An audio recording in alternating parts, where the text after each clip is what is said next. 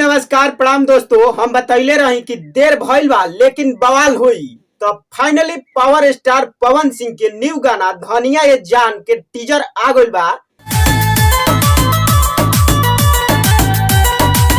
और अभी तक टीजर नहीं खींचा देख ले तो एक बार जाके उषा फिल्म पर देखी जा। और हम बता दी कि का कमाल के देसी अंदाज में एकदम वीडियो शूट कइल बाटे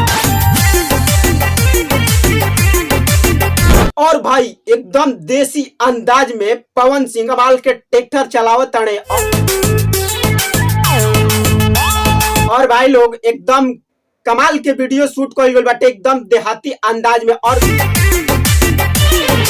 और खुशखबरी ई बाटे कि फाइनली एक गाना के रिलीजिंग डेट आ गइल बाटे। कल सुबह 6:45 में रौरा लोग के देखे के मिली उषा फिल्म के यूट्यूब चैनल से। तक कल जाके एक बार गाना के जरूर सुनी जा और बहुत ही प्यार दुलार दी जा।